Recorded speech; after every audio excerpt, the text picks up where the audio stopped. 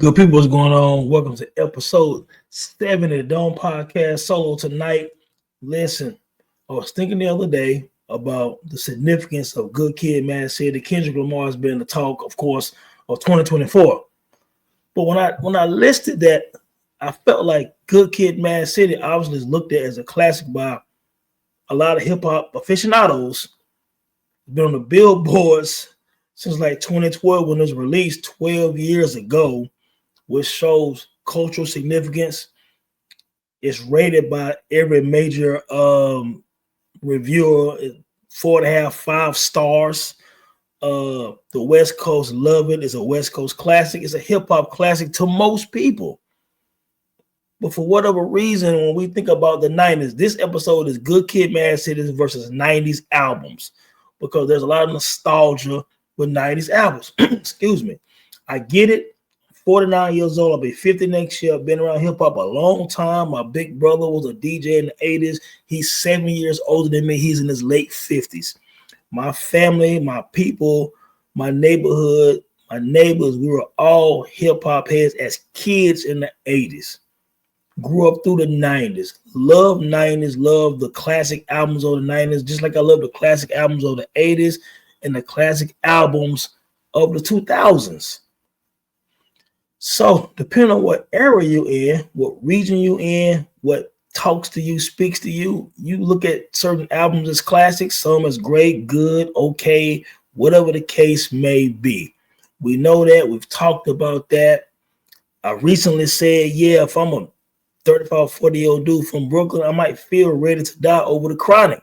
If I'm in LA, same age, Dr. Dre, Chronic, Snoop Dogg, Doggy Style, Q's albums, all that, it resonates more than damn Midnight Marauders and It Takes a Nation of Millions, right? If I'm from the South, I'm in North Carolina, but if I'm from Atlanta, Outkast's debut is their version of the Chronic. It introduced Atlanta in the same way the Chronic showed Compton more, even more than Straight Outta Compton, maybe.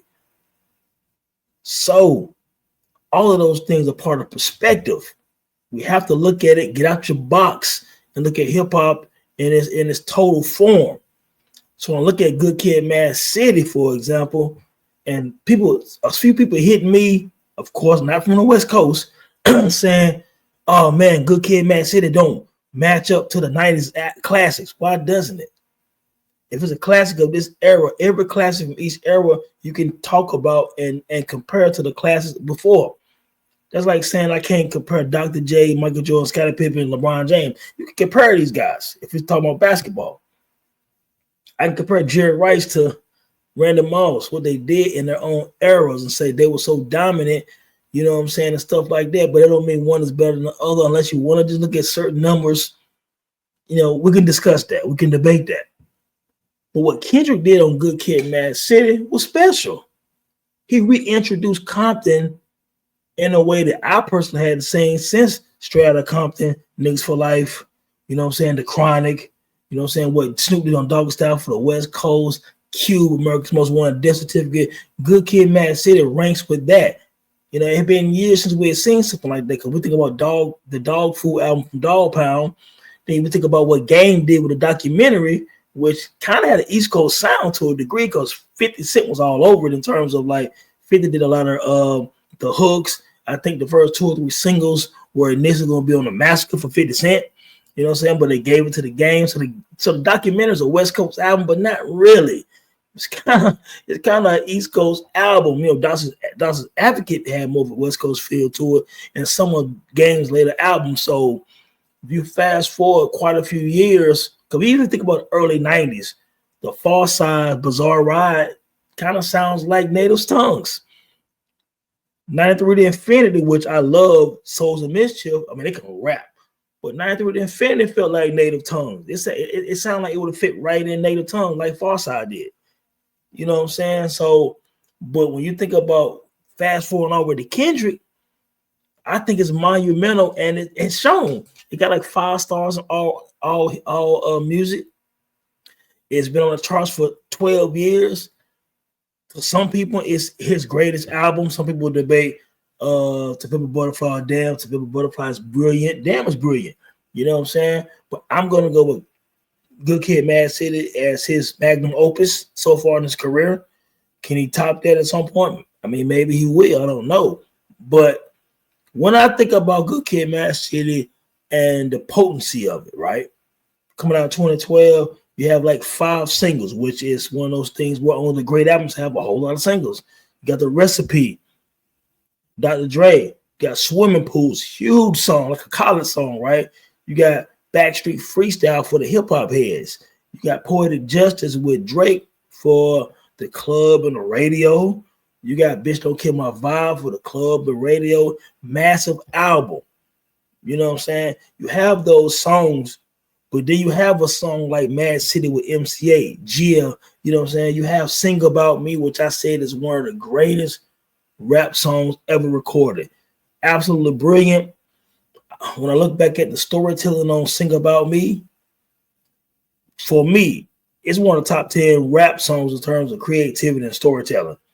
You know what I'm saying? Black Boy Fly, conscious joint, talking about growing up in Compton and seeing certain other guys making it and you wishing you make it, hoping you make it. You know what I'm saying? Like, it's an outstanding album. So now let's think about the 90s for a minute. We fantasize about 90s hip-hop classics, right? So I looked at a few because a few people started listing albums they felt like Good Kid, Mad City was better than, and people listed songs and albums, speaking specifically albums right now, that couldn't touch Good Kid, Mad City couldn't touch, or Good Kid, Mad City is better than. Those are the debates we can talk about. So now let's think about this. I'm going to East Coast first and talk about certain albums that hip-hop heads tell me that's classic. End of the Stage by Black Moon, right? Amazing album. Shout out to Kill Apartment 5B. We just talked about Boot Camp Click and their whole, you know what I'm saying, presence in hip-hop history and their place. And we named a couple of albums. So when I think about End of the Stage, amazing album, dark, hard, gritty, beat miners, you know what I'm saying? It's a dope album. Hip-hop heads love it. But do people in the South and the West love End of the Stage? I mean, you can debate that. We know it's a hardcore hip-hop 90s album, like 1993. Buckshot Shorty's a dope MC. But it's Buckshot Shorty more dynamic than Kendrick Lamar. Take any bias out right now. Is he a better MC, better songwriter, more creative on the mic with the type of songs that Kendrick has dropped in his career and the type of songs that's on Good Kid, Mad City? Would you think End of the Stage? Bias away, because I love End of the Stage, one of my favorite albums. But Good Kid, Mad City is a superior album to that. And y'all call End of the Stage 5 mics. Hardcore, boom bap, love it. But Good Kid, Mad City is Kendrick's more dynamic, more versatile flows, more advanced songwriting. But y'all said it's not better than these 90s albums. The Shining, the same thing. Smith & Wesson dope. Good Kid, Mad City is better than The Shining if you're going to rank on an all-time list in terms of where an album is produced, rhyming on it, concepts, various flows, etc. Right? To me. Okay, we're going to talk about that. J. Rue the Damager, y'all love it, right? Sunrise in the East, Come Clean. You know what I'm saying? Produced by DJ Premier, my favorite producer, even though I think Dr. Dre is the GOAT producer, engineer. Primo is my favorite producer. I love the Sunrise in the East. But Kendrick is a more dynamic MC than J. Rue the Damager. J. Rue, monotone, you get what you get. It ranks higher to me. Same with Wrath of the Mad, his follow-up album. How does Good Kid, Mad City match up with Gangstar albums? If I'm doing an all-time list, Kendrick is number 9 right now on my all-time list, higher than Guru. Do I love Guru? Yes. Was Guru dope? Yes. Rest in peace to Guru. You know what you're going to get with Guru. The same flow, same monotone style, hard beats, good storytelling, not as dynamic. But the production on some of Gangstar albums is to be commended. So would you place Good Kid, Mad City over Step Into the Arena? Would you place Good Kid, Mad City over not I was about to say Mass Appeal, over Hard to Earn? Would you place it over Moment of Truth? You know, so those are things to talk about. on an all-time list, I have Good Kid, Mad City over Gang Starr albums because of the MCing part too, the concepts. With just riding the car, nothing sounds better than Gang Starr. You know what I'm saying? So I'm not hating if somebody think that Gang Starr has an album better than Good Kid, Mad City. What do you guys think? You know what I'm saying? Okay, Wu-Tang albums. I'm gonna give 36 Chambers a nod over Good Kid, Mad City. I might even Only Bit for Cuban Links for me is a top 5 rap album. But how does Good Kid, Mad City match up against Iron Man, Liquid Swords, Supreme Clientele? Because those are the best. And Return of 36 Chambers, those are the best ones. I would give it a little nod over to Cal, even though I love to Cal. So how does Good Kid, Mad City match up against the Wu-Tang albums? Talking about 90's right now. How does Good Kid, Mad City match up against Jay-Z, Reasonable Doubt? If you're in New York, you probably think Reasonable Doubt, but if you're on the West Coast, you might pick Good Kid, Mad City. So what are your thoughts in regard to Good Kid, Mad City versus Reasonable Doubt? Woo, both are incredible MCing in a different way, in different styles. The concepts on Good Kid, Mad City and on Reasonable Doubt, spectacular, right? Okay, how does Good Kid, Mad City match up against Illmatic? Now, I know that might be blasphemy for some people because that's my favorite MC in my GOAT. Y'all know that. I said about a year ago that I felt like Good Kid, Mad City was this past generation's Illmatic. I felt like Kendrick gave you Compton the way Nas gave you New York and Queensbridge and Queens. That's what I felt. I give Illmatic the nod, but if I'm on the West Coast, I might say it's Good Kid, Mad City. Y'all got to remember this. How does Good Kid, Mad City match up track for track where it was written? Okay. I would give Ready to Die a slight edge over Good Kid, Mad City, but I give Ready to Die and Life After Death over Good Kid, Mad City, even though I'm going to say I believe Good Kid, Mad City maybe one of the top 20, top 25 albums in hip-hop history. We're talking about hundreds and hundreds of albums since over the last 50 plus years, okay?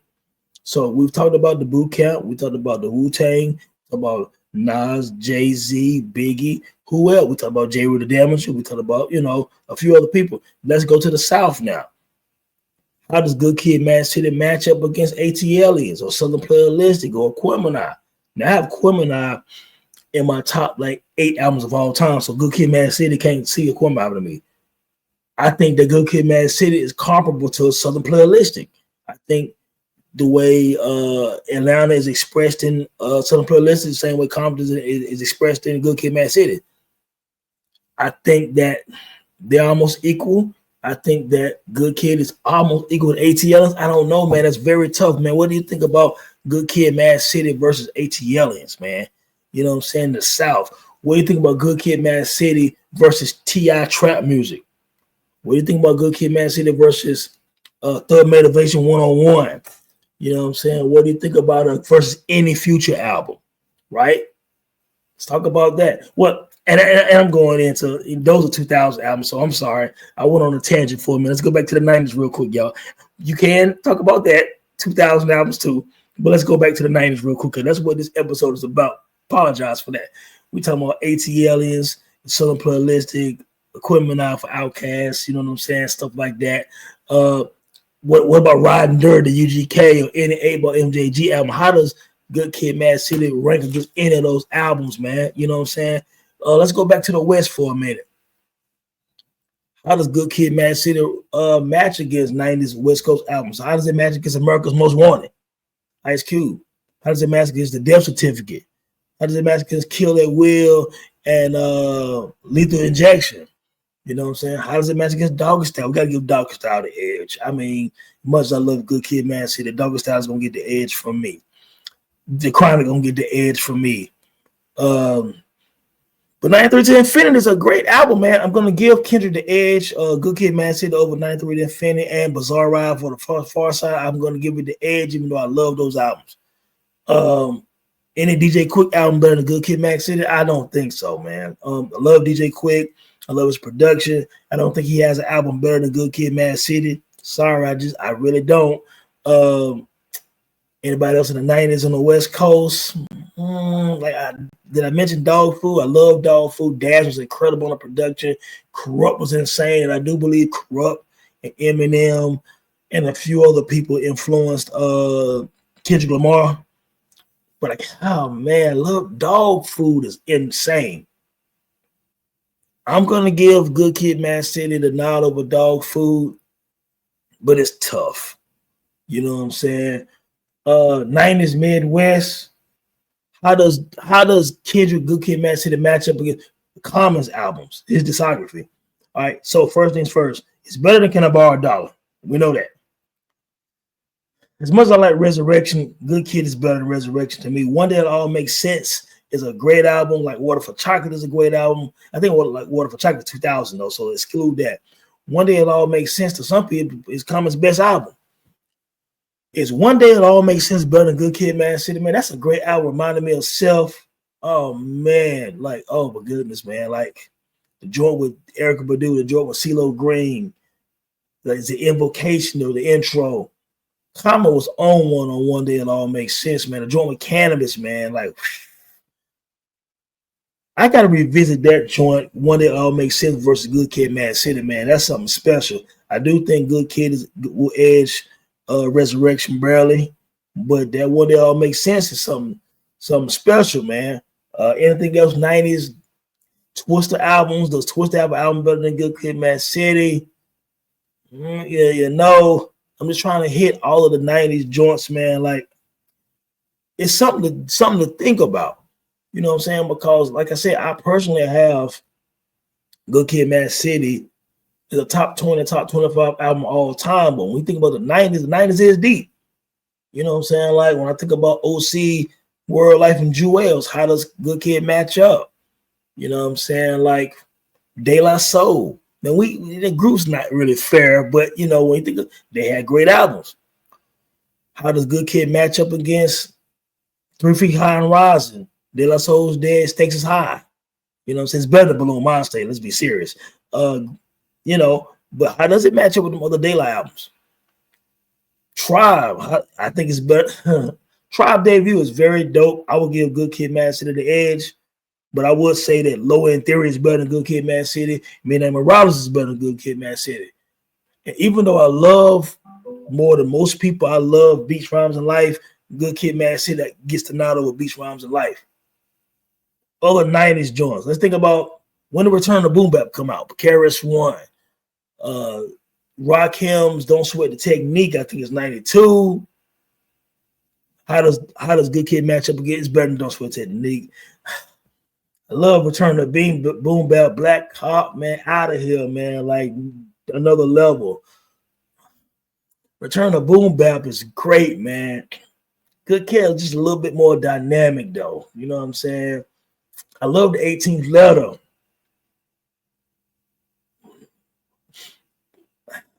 Good Kid is better than 18th Letter. Now, let's look at, excuse me, 1996, for example, like Illidep Half-Life. How does Good Kid match up with Illidep Half-Life? That's my favorite Roots album. That's my favorite album, 1996. You know what I'm saying? Like, you think about Legal Drug Money with the Lost Boys, man. And like I said, De La Soul Stakes is High earlier. You know, Bahamadia, the Collage or whatever. Good Kid is better. Mobb Deep, Hell on Earth, or Mobb Deep in general.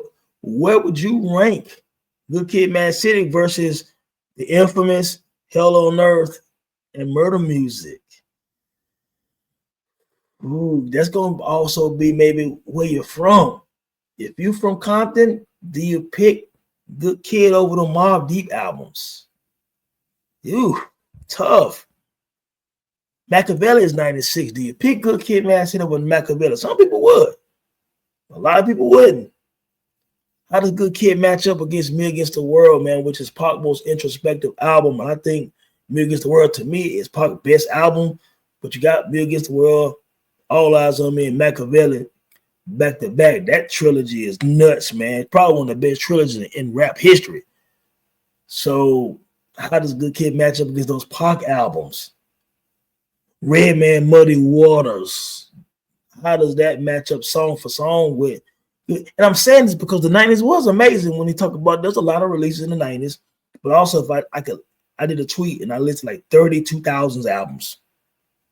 because that's the whole era of Kanye and 50 Cent and Wayne and a lot of Jay-Z albums, a lot of stuff. 2000s was straight up amazing. Then the whole Autumn South albums and West albums and etc. So 2000 was amazing, but we're talking about the 90s right now. Yes, the 90s does have a special place because there's so many awesome fucking albums.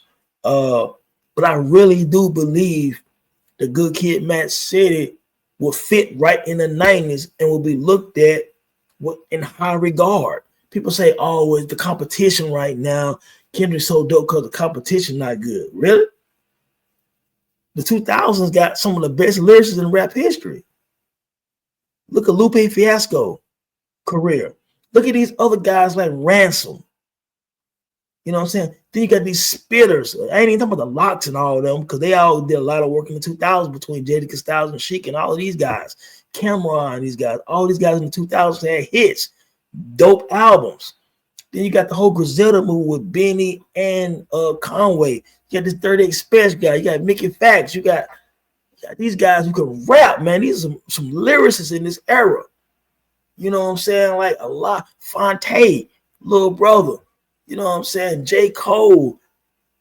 Man, there's some spitters in this era. So to say, oh, he's just shining because Drake is dope. I know all the stuff going on right now, but as an artist, he's dope. So all of this stuff going on right now with people saying ain't no competition or the standards is low. Man, these guys, man, go listen to Revelation Freestyle by Ransom. You know what I'm saying? Like, these guys can rap. And a lot of these dudes can rap just as good or better than a bunch of people in the 90s. So to act like Kendrick is shining right now because of this era, I can list 20 dudes that can rap with any of these guys from other eras, man. Just because they're not on the radio in the club all the time, I find the lyricists, and the lyricists are all over social media. They're everywhere. Good Kid, Mad City is a monumental album. Same way To Pimp a Butterfly is a monumental album. To Pimp a Butterfly is this era's It Takes a Nation of Me by Public Enemy. Go look at the track, listen to the lyrics, listen to the songs. But Good Kid, like I said, Sing About Me can compete with any song from the 90s in terms of storytelling and creativity and passion and emotion.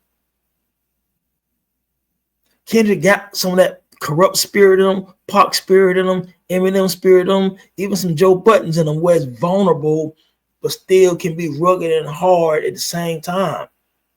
That album is monumental. You know what I'm saying? So, look, man, those are my thoughts, man. I don't want to hold you too much longer. Where do you rank Good Kid, Mad City versus a lot of 90s albums I talked about? Where do you rank Good Kid, Mad City with 2000 albums? You know what I'm saying? How does his discography hold up against J. Cole? How does it hold up against Drake? How does it hold up against all of the MCs of the last 5-10 years? With this whole Lil Wayne thing going on right now, does Lil Wayne have an album better? And I'm going past the 90s right now. Does Lil Wayne have an album better than Good Kid, Mad City? If so, which one? You know what I'm saying? Yeah, that's where we are right now, man. So, yo, appreciate you checking me out, man. Ain't gonna hold you under 30 minutes. Episode 7 of Dawn Podcast. See you next week, man. One love. Peace.